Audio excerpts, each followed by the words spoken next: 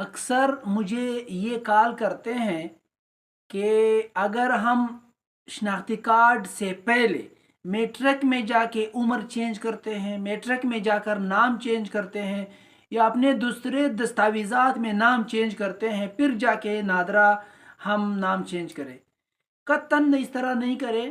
یہ بالکل اللیگل ہے، یہ آپ کا یہ کام جو ہے غیر قانونی ہوگا۔